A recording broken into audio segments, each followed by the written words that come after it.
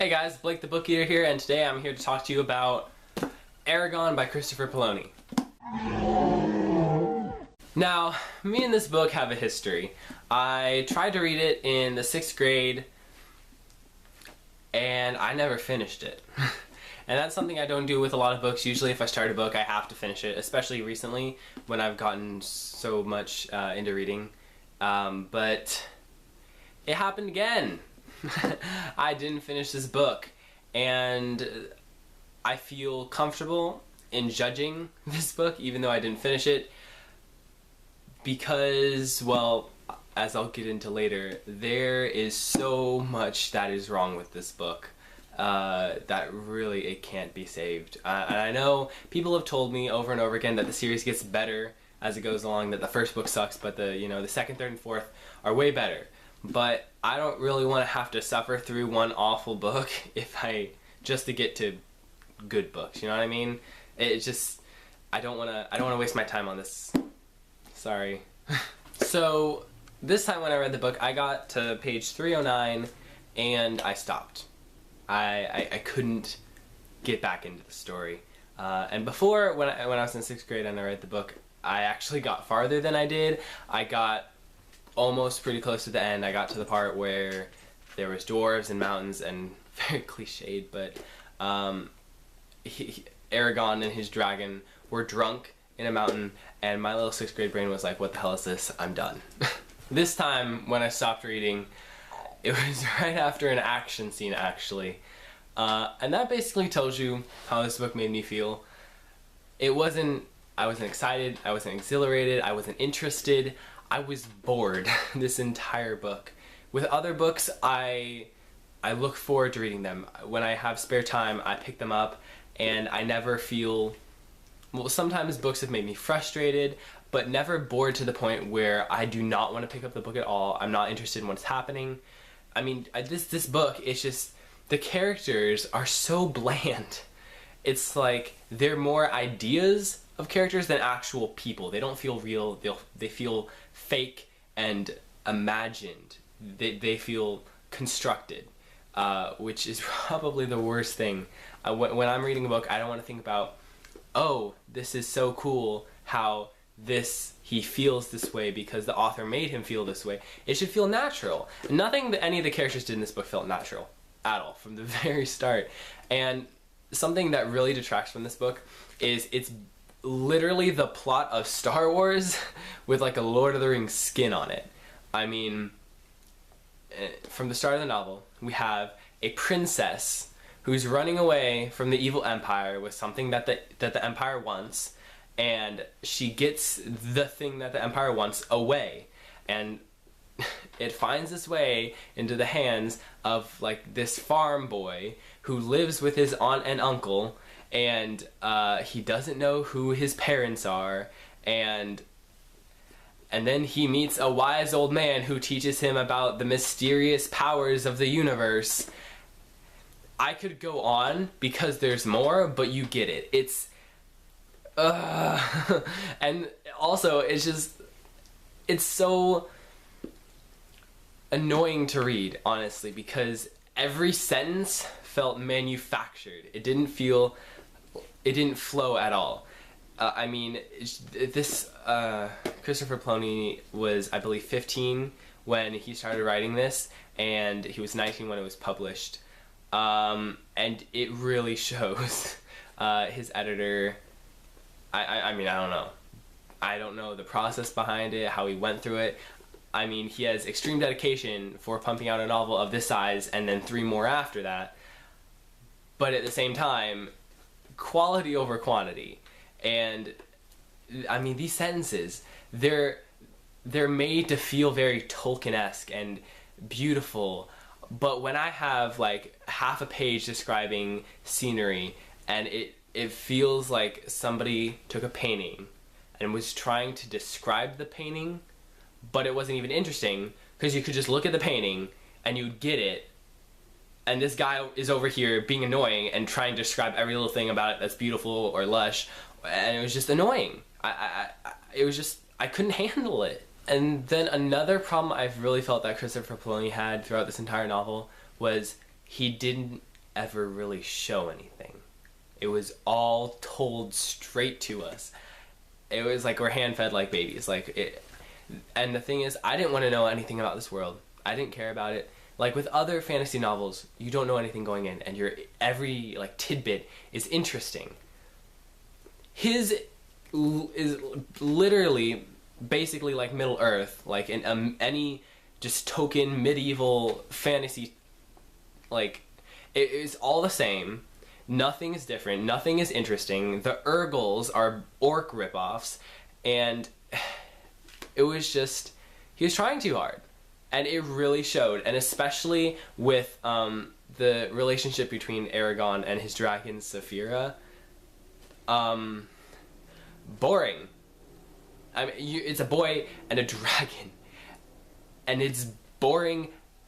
It's like the most boring thing I've ever read. Literally, Eragon has this insanely strong bond with Saphira, and we're told this over and over again. They bond when she comes out of the egg or whatever. And then they bond as she grows older in the woods. I think it's basically like a montage chapter. You have like 3 pages or something where Saphira is growing up and being connected with Eragon because she grows up really fast. And then by the end of like these 4 pages, they have this insanely connected, strong bond. There was not a single moment that was described. Basically, he goes out into the forest every day and feeds her, and that's it. And they talk to each other, and that's the bond. And we don't get any other conversations. They talked for hours. What about? Why are they so strong? Why are they connected? Why am I supposed to care about this super legendary thing that's happening when it's insanely boring? It just made me frustrated because I wanted to like this book. I really did. I mean, I have to give props for it. You know, this kid who tried, and he completed a series. I mean, that's amazing, but it just doesn't work because it falls back on all the cliches that we've all seen, we've all read before, and he doesn't tweak it to be interesting at all. He just threw all the cliches into a pot, stirred it up a little bit, and then served it. He didn't add any of his own flavor. He didn't add any new something. I mean, I could think of a dozen ways to improve this book because it falls back on literally every cliche in fantasy. You think of one, it's probably in this book or series. I mean, it's just frustrating. And like, the reason I'm rating this book 1 star isn't because I hate this book. I mean, it is because I hate this book, but also because, I mean, I love books. I love reading. So it really disappoints me when a book doesn't connect with me. Usually I can tell why, and this book I know exactly why. Like with Slammed, that book, it's a piece of crap. But the thing is, it was also enjoyable to read. Like, it was like almost like a dirty, guilty pleasure. Like, it was so stupid, so cliched, but you wanted to know what happened, and it was written in a really easy, engaging way that I finished it really fast. And that's why I gave it 2 stars, is because even though it sucked, it did have like some redemptive qualities. This book has none, or none that I can think of. It's boring, and there's literally so many other books you could go out and get that would be so much better than this. And I mean, I know this got a lot of kids into reading because it was insanely popular when I was younger, and if it got kids into reading, that's great. I love when kids are, you know, able to find something to latch onto. Like for a lot of people that was Harry Potter, for me too. And I love Harry Potter. And I haven't gone back and reread them, but I'm sure if I did, I would be able to find a few more flaws now that I'm older and I'm not just a kid being like, oh, cool story with wizards. And I think for a lot of kids, this is written for mostly those like prepubescent boys who are like, dragons, magic, cool, because they don't have the patience to sit through Lord of the Rings or any of those other epic fantasies. They kind of want something that's easier to read, which confuses me because this book is written aspiring to be Tolkien, but it doesn't achieve that. And it's, I mean, even when I was in 6th grade, I didn't care enough about this book to finish it, and second time around, and so I don't think I'm ever going to finish the series. I mean, let me know if you think I should. I'll definitely, I love to hear what you guys have to say, and I'll try to listen to you, but I just don't think it's in the cards for me to finish this book or the series or anything, honestly.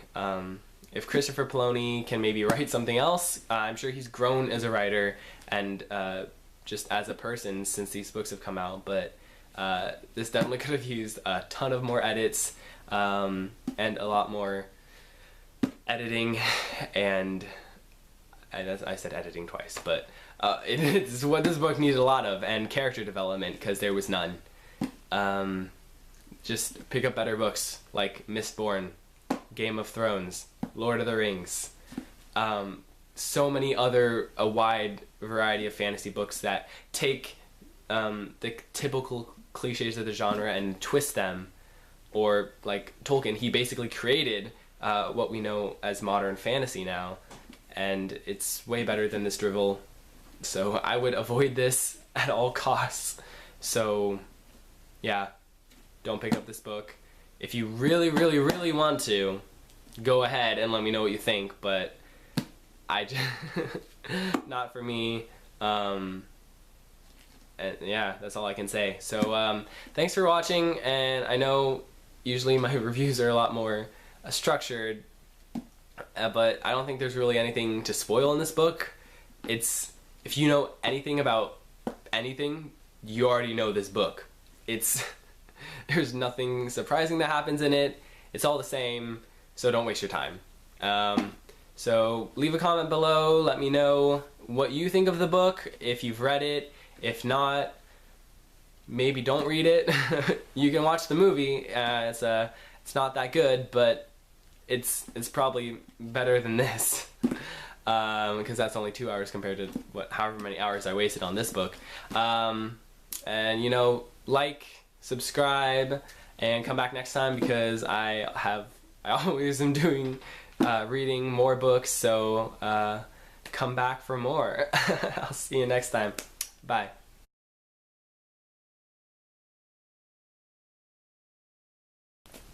Hey guys, Blake the Book Eater here with